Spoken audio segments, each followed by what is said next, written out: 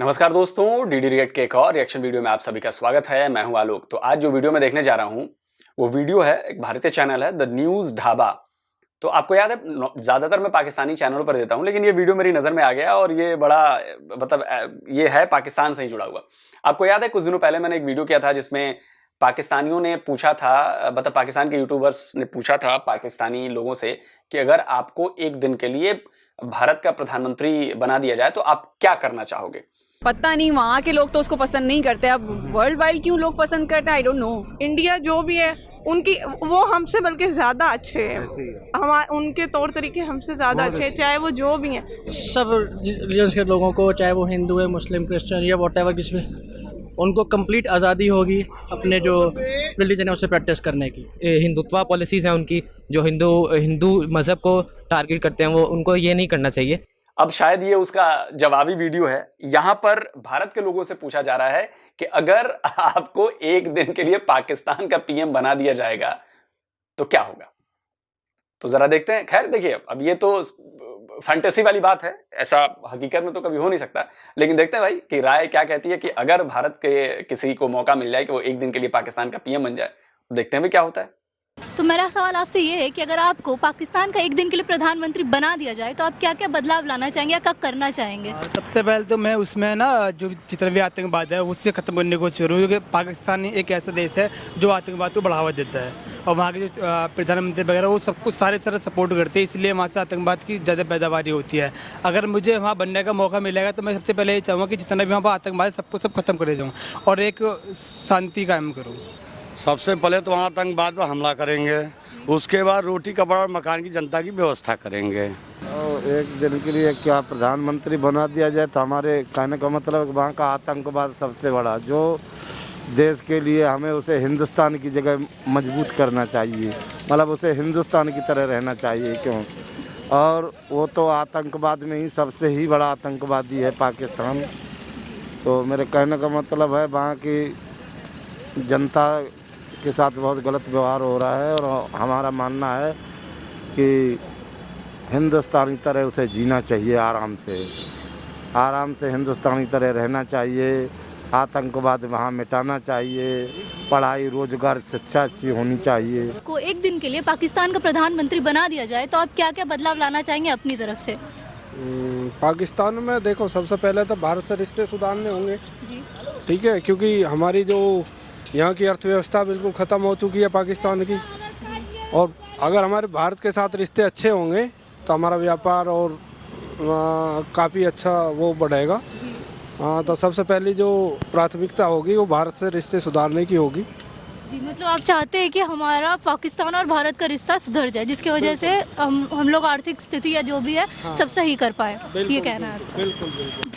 देखिए, पाकिस्तान जैसे हम सब लोग जानते ही हैं हिंदुस्तान में से निकला है, 1947 में डिवाइड होके हमारा हमसाया मुल्क है। अगर मुझे मौका मिलता है प्रधानमंत्री बनने का पाकिस्तान की, तो सबसे पहले तो मैं वहाँ पे ना इंडिया में भी खैर ज़रूरत है उस चीज़ की, बट पाकिस्तान की हालत बहुत ज़्यादा ख़राब है उस दिशा में। शिक्षा को लेके मैं बहुत काम करना चाहूँगा। दूसरा, वहाँ की जो सोशल इंजीनियरिंग है, सिस्टम है जो समाज का, इंडिया में काफ़ी स्ट्रॉन्ग है। पाकिस्तान में मुझे नहीं लगता उतना सोशल इंजीनियरिंग वहाँ पे स्ट्रॉन्ग है। वहाँ पे जो उनकी रेडिकलाइजेशन है जो एजुकेशन में, वो बहुत ज़्यादा है। हिंदुस्तान में भी है, बहुत कम है, लेकिन वहाँ पे बहुत ज़्यादा है। तो उसको दूर करके वहाँ पे तरक्की की जा सकती है मेरे हिसाब से। अगर एजुकेशन सही होगी तो बाकी सारी चीज़ें डेवलप अपने आप हो जाती हैं। अगर वहाँ का जो आवाम है वो शिक्षित होगा, अच्छी उसको नॉलेज मिलेगी, अच्छे स्कूल्स मिलेंगे, और धर्म की जो कट्टरपंथा है उससे अलग हटके अगर लोग शिक्षित होंगे तो मेरे हिसाब से वो कंट्री भी फिर तरक्की कर सकती है। मतलब आपका कहना बेसिकली है कि आप एजुकेशन सिस्टम को मजबूत करना चाहते हैं वहाँ के, ताकि सब चल के आगे सब कुछ। मेन सबसे बड़ा जो रीज़न है ना, वहाँ पे धर्म की जो कट्टरता सिखाई जाती है, जैसा हम न्यूज़ के माध्यम से देखते हैं और जगह जगह दिखते हैं। दूसरी चीज़ जो आतंकवाद है वहाँ पे, या आतंकवादी टेरर कैंप्स हैं, उसका भी जो सबसे बड़ा मेन रीज़न, जो उसके पीछे का जो कारण है ना, वो यही है कि वहाँ पे जो तंजीमें हैं ना, जो ये सब चीज़ें भड़काऊ लोगों को भड़काती हैं, भेदभाव डालती हैं हिंदू मुस्लिम में, तो वो वहाँ पे जो है रेडिकलाइजेशन बहुत ज़्यादा है। तो उससे इतर हट के उस चीज़ पे हमें काम करना चाहिए, शिक्षा पे, लोगों को दिखाना चाहिए कि सारे धर्म बराबर हैं, लोगों का पूजा मज़हब करने का मतलब पूजा पाठ करने का तरीका अलग हो सकता है, तो उसके हिसाब से लोगों में भेदभाव नहीं करना चाहिए। तो वो चीज़ उनके दिमागों में भरी हुई है, जो उनकी जो भी उनके मतलब जैसे आप मौलानाज होते हैं, अलग अलग तंजीम है उनकी, तो वो बचपन से ही लोगों के मदरसों में भर देते हैं, मुझे ऐसा लगता है।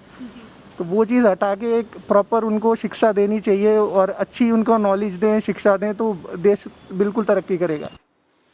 देखिए, इम्पोर्टेंट बात कही है कि शिक्षा अच्छी होनी चाहिए। देखिए, मैं भी ये कहता हूँ कि एजुकेशन सबसे ज़रूरी है। मैं ये नहीं कहता कि एजुकेटेड बंदा आतंकवादी नहीं बनता, बनते हैं। Osama bin Laden civil engineer था, बना आतंकवादी। ये हाफिज सईद हो, जकीर रहमान लफ़ी हो, ये भी पढ़े लिखे लोग हैं, आतंकवादी बनते हैं। लेकिन ऐसे लोगों की संख्या कम होती है, ज़्यादा नहीं होती है। ऐसे लोग बड़े कम होते हैं, तो इसलिए शिक्षा बहुत ज़्यादा ज़रूरी है। अब आगे देखते हैं भाई, और आगे क्या क्या कर सकते हैं लोग। तो मैं सिर्फ एक ही चीज़ सोचूंगा, जो पाकिस्तान की सरकार की तरफ से काफ़ी सारी गतिविधि होती रहती है आतंकवादी की, तो मैं वही चीज़ की कोशिश करूँगा कि वो ना हो। जी, हम पाकिस्तान का तो एक भी वो हम वर्ड सुनना ही नहीं चाहेंगे। हम इंडिया के बंदे हैं, इंडिया के बात करना चाहेंगे। हम इंडिया में रहते हैं, क्योंकि हम पाकिस्तान में रहते नहीं, हम इंडिया में रहते हैं, इंडिया का खाते हैं। इंडिया में रहते हैं, इंडिया की बात करोगे तो अच्छा रहेगा, बेहतर रहेगा हमारे लिए, आपके लिए भी। सबसे पहले तो मैं इंडिया आऊँगा। इंडिया आने के बाद मैं भारत के जो डेलीगेट्स हैं उनसे मिलूंगा। सबसे पहले बोलूँगा कि जो हमसे गलती हुई है आज तक, उसे माफ़ी कर दी जाए और भाईचारा बढ़ाया जाए। सबसे पहले तो ये है। दूसरी बात ये, अपनी जनता के लिए, जो भी जनता है वहाँ पर, उसके लिए अमन शांति कैसे बहाल हो सकती है वो करूँगा। आतंकवाद को बढ़ावा नहीं मिले किसी भी एंगल से। बहन बेटियों की रक्षा कैसे हो सकती है, किस तरह से धमाके ना हो, किस तरह से परेशानी ना हो जनता को, उसका मैं ध्यान रखूँगा। और क्या है, पहले तो आतंकवाद पे रोक लगाएंगे। वहाँ जो आतंकवाद है, कश्मीर मुद्दा जो बार बार जो पाकिस्तान अलपता रहता है, उसको कहेंगे कि छोड़ दो। जो भारत के पास है वो भारत के पास रहे, और जो पाकिस्तान के पास है वो पाकिस्तान के पास रहे। अपने देश के मतलब से कामों से मतलब रखो, बाकी दूसरे देशों के कामों में अरंगा मत अड़ो। जो आतंकवाद है उसको बिल्कुल तरह ख़त्म कर दो। जो बॉर्डर पार करके आतंकवाद भारत में आता है उसको बिल्कुल ख़त्म कर दो। हम जो है इंडिया का जो POK है उसको वापस कर देंगे। और दूसरी चीज़, जो हमारे यहाँ आतंकी हैं, जो आतंकी संगठन है, हम उनको दूर करने का काम करेंगे। जी, मतलब आप इंडिया के POK को अपने भारत में लाना चाहते हैं और आतंकी संगठन को कम करवाना चाहते हैं जितना भी हो सके, जिससे जो है दोनों देशों में जो है किसी प्रकार का विवाद न रहे। तो वीडियो हो गया है ख़त्म दोस्तों, और बड़ा मज़ेदार जवाब मिला। लेकिन जो सबसे बड़ी चिंता है ना भारत के लोगों की, आपको इसमें झलक गया होगा, वो है आतंकवाद। जो पाकिस्तान प्रायोजित आतंकवाद है, वो भारतीयों के लिए सबसे बड़ी चुनौती है, सबसे बड़ी परेशानी है। अगर ये ना हो तो शायद दोनों देशों के बीच जो रिश्ते हैं वो अच्छे हो जाएं।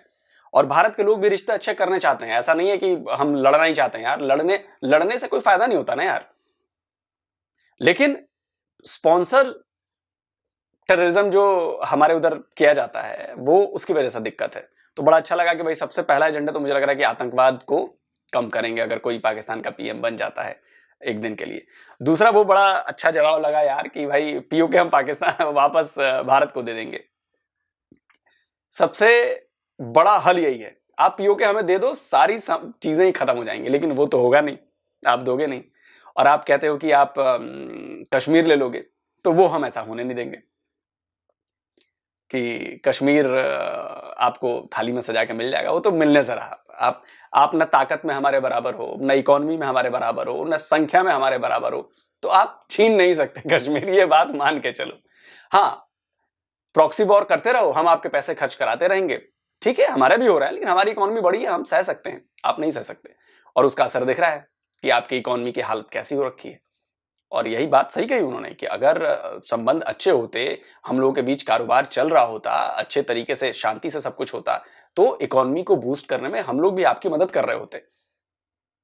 लेकिन नहीं भाई, बिजनेस भी आप ही ने बंद किया भाई, हमने बंद नहीं किया है। खैर, बड़ा मजेदार जवाब था। और पता नहीं, पाकिस्तान के लोग मुझे लग रहा है कि बहुत सारी चीजों पे नहीं मानेंगे कि भाई हमारे आतंकवाद नहीं है, हम तो आतंकवाद के विक्टिम है, ये है वो है। तो मैं आपको हिलेरी क्लिंटन का वो बयान याद दिलाना चाहूंगा जिसमें उन्होंने पाकिस्तान के लिए कहा था कि अगर आप सांप पालोगे अपने बैकयार्ड में, तो वो सिर्फ पड़ोसियों को नहीं काटेंगे, वो आपको भी काटेंगे। तो वो काट रहे हैं, वो TTP वाले हैं, वो बलोच वाले हैं, वो काट ही रहे हैं। अब TTP बलोच वालों को तो इसलिए कहूंगा क्योंकि वो आज़ादी की लड़ाई लड़ रहे हैं। ये TTP वाले ये सांप पाले आपने, आपके IASI ने ट्रेन किया, सब कुछ किया। बलोच वाले तो आज़ादी की लड़ाई लड़ रहे हैं भाई, वो तो फ्रीडम फाइट है उनकी। तो क्या कहना है आप लोग का इस पर? आप लोग भी अपनी राय दे सकते हैं, और जल्दी मिलता हूं एक और नए वीडियो के साथ। नमस्कार, जय हिंद।